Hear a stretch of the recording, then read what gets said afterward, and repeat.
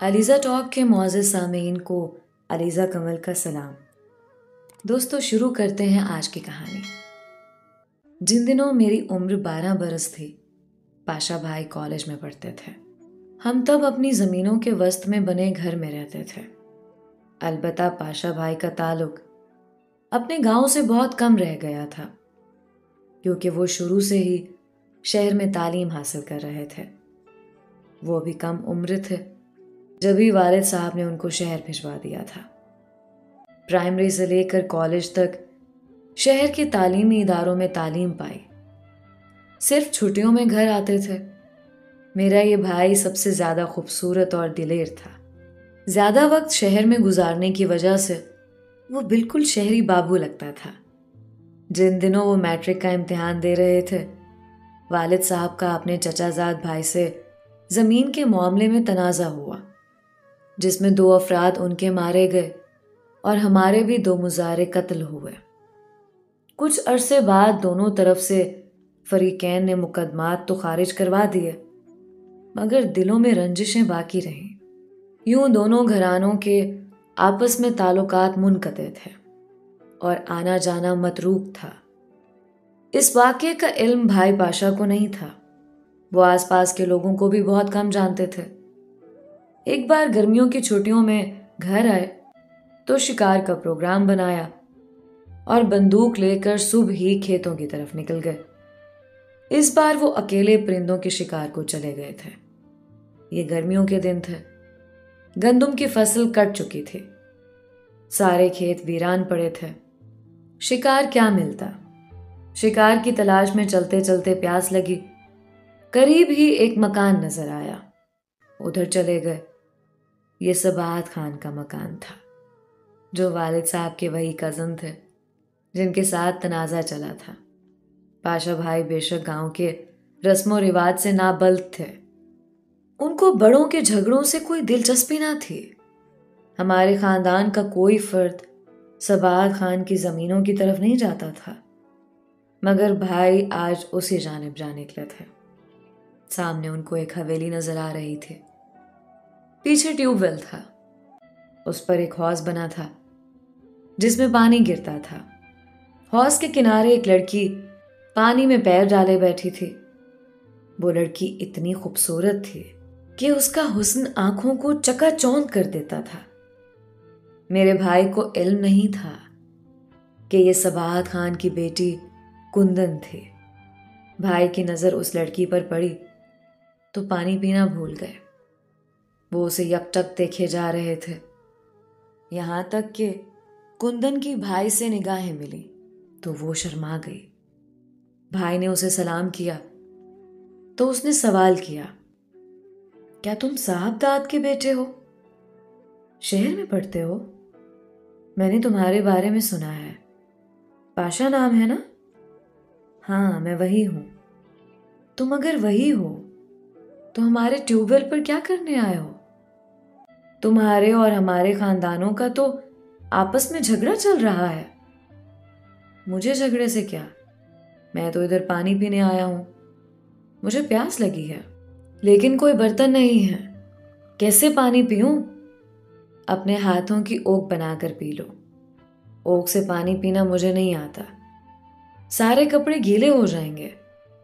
ये जवाब सुनकर वो हंसने लगी। फिर अपनी हथेलियों को जोड़कर ओक बना दी और पानी पी कर दिखाया। पाशा ने भी वैसे ही किया, लेकिन ट्यूबवेल से गिरते तेज पानी से उसके कपड़े भीग गए, जिस पर कुंदन हंसते हंसते लौट पौट हो गई। उसकी यह अदा मेरे भाई के दिल में खुप गई। यूं पहली ही मुलाकात में उन दोनों की दोस्ती हो गई। अब मेरे बड़े भाई का ये रोजाना का मामूल हो गया कि वो छोटी बंदूक कंधे पर लटका लेते और सबाहत खान के ट्यूबवेल की तरफ निकल जाते, जहां दोपहर को ये दोनों चुपके से मिल लेते थे। जब मुझे गांव की एक लड़की ने यह बात बताई तो पैरों तले से जमीन निकलती महसूस होने लगी। उनकी मुलाकातों का इल्म अगर दोनों घरानों में से किसी को हो गया तो उनकी खैर नहीं। दुश्मनी तो अलग बात, दोनों के खानदान इंतहाई कदामत पसंद थे।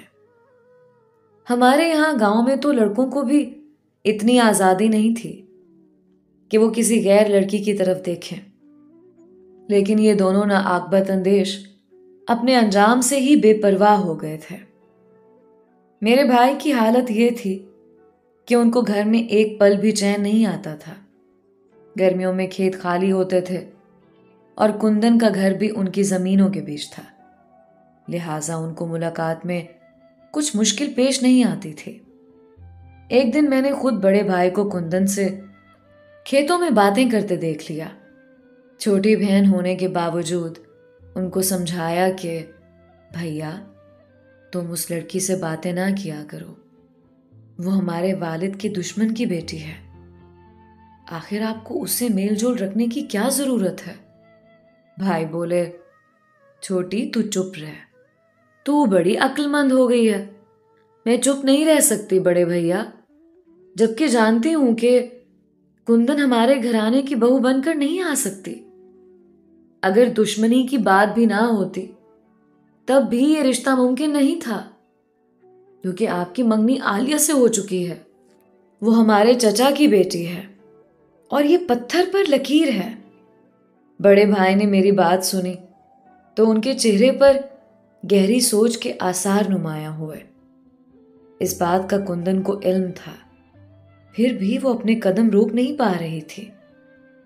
उसके बाद मैंने एक रोज बड़े भाई को वालिदा से ये कहते सुना कि मैं आलिया से मंगनी पर खुश नहीं हूं, क्योंकि ये मंगनी मेरे बचपन में की गई थी। वालिदा ने जवाब देने की बजाय कानों को हाथ लगा दिए, मतलब कि मंगनी तोड़ने का अब सोचना भी नहीं, और कहा किसी के सामने आइंदा ये बात ना करना। भाई को गुस्सा आ रहा था। वो कहने लगे, आखिर ये कौन सा तरीका है कि औलाद से पूछे बगैर, उसकी मर्जी जाने बिना रिश्ता तय किया जाए। अब बड़े भैया चाहते थे कि किसी सूरत आलिया से मंगनी खत्म हो जाए। दिल में बगावत उभर रही थी। उनका मन करता कि सारे खानदान से टकरा जाएं। वो बहुत उलझे हुए और परेशान रहने लगे। तभी एक रोज मैंने उनसे कहा, बड़े भैया, इस तरह परेशान रहने से तो आप कुछ भी हासिल ना कर सकोगे। मैं बड़े भैया के सामने हाथ जोड़कर बात करती थी, ऐसा ना हो गुस्सा करें। और वालिद साहब का भी डर था कि कहीं उनके कानों भिनक ना पड़ जाए। भैया भी इस अम्र को बखूबी समझते थे, लिहाजा वो मेरी बात सुनकर खामोश रहते। देखते देखते भाई बेजान दिखने लगे, अब बहुत मजबूर से नजर आते थे। मैं जान चुकी थी कि कुंदन को जहन से निकालना उनके बस की बात न रही थी। हमा वक्त उसके बारे में सोचते रहते। छुट्टियां खत्म हो रही थीं, तभी वो एक रोज सबाहत की जमीनों की तरफ गए और कुंदन से मिले। कहा कि शायद मैं तुमको हासिल ना कर पाऊं, लिहाजा तुम मेरा इंतजार मत करना। इम्तिहान देने के बाद मैं आला तालीम हासिल करने के लिए बैरूने मुल्क चला जाऊंगा। भाई की बात सुनकर वो बहुत रोई। वो बहुत दिल गिरफ्ता और उदास थी। बड़े भाई शहर चले गए। उन्होंने इम्तिहान दिया और जब घर लौटे तो अम्मी जान से इस बारे आखिरी बात की। अम्मी ने उनको बावर कराया कि तुम भूल रहे हो, रिवायात के मुताबिक ये मुमकिन नहीं कि जहां दुश्मनी चल रही हो वहां से लड़की का रिश्ता तलब किया जाए और खानदान की लड़की से देरीना मंगनी को खत्म कर दिया जाए। ऐसा हम सब की तबाही का बाइस होगा, लिहाजा दोबारा ये बात सोचना भी नहीं। मायूस होकर बड़े भाई ने सर झुका लिया और वालिदा से रकम लेकर शहर चले गए। उसके बाद उन्होंने स्टूडेंट वीज़ा के लिए अप्लाई किया और आला तालीम के लिए बैरूने मुल्क चले गए। वहां जाकर उन्होंने बिल्कुल ही चुप साध ली और एक बार वालिदा को फ़ोन के बाद दोबारा बात न की। 3 साल तक घर वालों से सरसरी राब्ता रखा। इम्तिहानात के बाद वो किसी और जगह चले गए, किसी को कुछ ना बताया। कि कहाँ और क्यों जा रहे हैं। 4 साल तक उनका कुछ पता ना चला कि वो कहाँ और किस हाल में है। उन्होंने सोचा होगा कि घर और वतन से दूर जाकर वो जब एक नई दुनिया में चले जाएंगे तो कुंदन को भूल जाएंगे। इसी सबब खुदा जाने कहाँ कहाँ की खाक छानी और वतन न लौटे।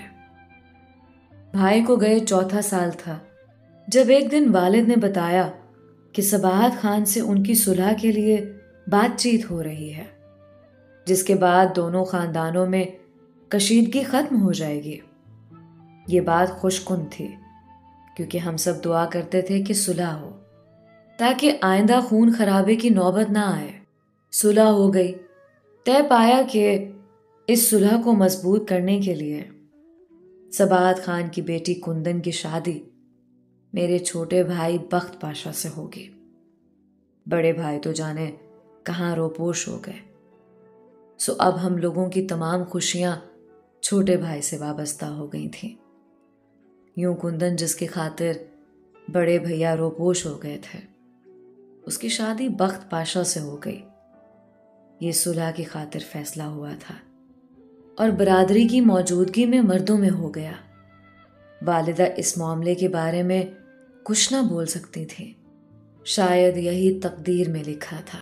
कुंदन हमारे घर में बहू बनकर आ गई और अब हमारे घर उनकी इज्जत और मेरी भाभी थी। उसने ना जाने कितनी दुआएं की थी कि वो हमारे घर की बहू बने। खुदा ने उसकी दुआएं सुन ली, लेकिन जिसकी दुल्हन बनना चाहती थी उसकी ना बन सकी। बड़े भाई अगर राब्ते में होते या वतन में मौजूद होते तब शायद उनकी ही मुराद बराती, मगर वो तो लापता थे और ये उनकी गलती थी। कुंदन पर खुदा जाने क्या बीती होगी, मगर वो मजबूर थी कि उसके वालिद एक सख्त गीर बाप थे। वो उनके सामने मुंह नहीं खोल सकती थी। मैं जानती थी अपनी भाभी का दुख, लेकिन मैं भी एक मजबूर लड़की थी। मेरे सीने में एक राज दफन था। इस राज को किसी के आगे अफशा करने का मुझे हौसला न था, जबकि एक बड़े दुश्मन से सुलह होने का मामला तय हुआ था। माँ भी इसी सबब से चुप रही थी। छोटे भाई की शादी के 7 बरस बाद बड़े भैया ने हमसे राब्ता किया। हम सब बहुत खुश हुए कि वो खैरियत से और जिंदा सलामत हैं। यह खत उन्होंने सऊदी अरब से लिखा था, जहां वो उम्रे के वीजे पर गए थे। घर वालों ने फौरन राब्ता करके इसरार किया कि घर आ जाओ। तब वो वतन को रवाना हो गए। दिल में तरह तरह के ख्यालात समाये हुए थे। तमाम रास्ता सोचते आए कि खुदा करे कुंदन की शादी ना हुई हो। गर्चे ये नामुमकिन बात थी और उनकी मंगेतर आलिया अभी तक गैर शादीशुदा थी। भैया ने ये सोच लिया था कि अगर कुंदन की शादी हो चुकी होगी तो वो उनके इलाका की तरफ ना जाएंगे। इन्हीं ख्यालात में गुम घर पहुंचे। पूरा खानदान इस्तकबाल को पुरजोश और बेकरार था। हर आंख नम थी। मैं खुद भी रो रही थी। ये खुशी के आंसू थे जो उनको मुद्दत बाद देखने से बह निकले थे। जब वो सबसे गले मिल चुके तो वालिदा पाशा को हाथ पकड़कर कमरे में ले आई। कहा कि अपनी भाभी से सब्र तहम्मुल के साथ मिलना। ऐसा हमने मजबूरन किया, क्योंकि ये रिश्ता किए बगैर सबाहत खान के साथ दुश्मनी खत्म नहीं हो सकती थी। पाशा बहुत खुशी के साथ अपनी भाभी के स्वागत को उसके कमरे में वालिदा के हमरा गए, मगर चेहरे पर नजर पड़ते ही उनके दिल की मौत वाक़ई हो गई। जैसे जलजला आकर सभी कुछ खंडर बना गया। ऐसे उनकी रूह में धमाका हुआ कि जिसकी आवाज सिर्फ मैं ही सुन सकती थी। वो जहां खड़े थे वहीं झूल गए। वालिदा थाम ना लेती तो गिर पड़ते। मैं और अम्मी उनको कमरे में ले गए। वो बिस्तर पर लेट गए और अपना बाजू आंखों पर रख लिया। अम्मी से कहा कि कमरे का दरवाजा बंद करती जाए, मैं सोना चाहता हूं। वो यकीनन अपने आंसू छुपा रहे थे कि जिनकी वजह से उनको कुछ नजर नहीं आ रहा था।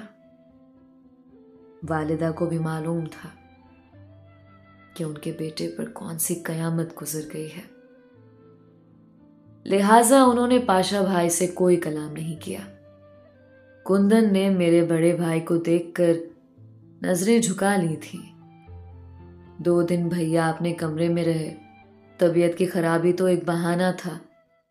बिल आखिर सब घर वाले खैरियत दरियाफ्त करने उनके कमरे में गए। अब घर वालों ने उनको घेर लिया। सभी की जुबान पर यही एक सवाल था कि सच बताओ, घर से क्यों और किससे नाराज होकर गए थे। यह ऐसा सवाल था कि जिसका जवाब भाई के पास नहीं था। बिलाखिर उन्होंने कहा कि मैंने किसी की खातिर दुनिया की खाक नहीं छानी। अब तक मैं यही सोच रही थी कि काश बड़े भाई इस तरह घर छोड़कर ना जाते, तो शायद वालिदा कोशिश करके उनका रिश्ता कुंदन से करवा देती कि वालिदा को उनकी खुशी प्यारी थी और दुश्मन से सुलह आलिया से मंगनी खत्म करने का बहाना बन सकती थी। अब घर में रहना पाशा भाई के लिए किसी अजाब से कम ना था। बरसों बाद घर लौट कर आना, मगर मां की रियाजत फीकी पड़ गई कि वो यहां मुद्दत बाद आकर भी खुशी का मुंह ना देख सके। बेशक कुंदन भाभी भी ऐसे ही अजाब में गिरफ्तार थी, मगर वो तो सुलह के बदले आई थी। वो औरत थी जिसको अपने जज्बात छुपाने की तरबियत बचपन से मिली थी। मां ने इसरार किया कि अब बड़े बेटे का घर बस जाना चाहिए। मंगेतर को अभी तक उनका इंतजार था। भला उस बेचारी का क्या कसूर था। वालिद, चचा और खास तौर पर चची बेटी के फर्ज से सुबुकदोश होना चाहते थे।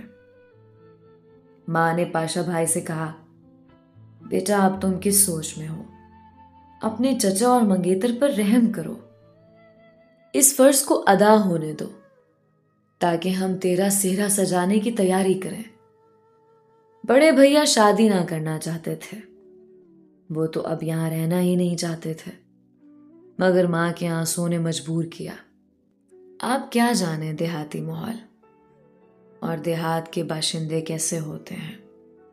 बहरहाल भैया बोले, ठीक है मां, तुम अपनी खुशी पूरी करो, मेरे सर पर सेहरा बांध लो, लेकिन मैं यहां नहीं रहूंगा, मुझे वापस जाना ही है।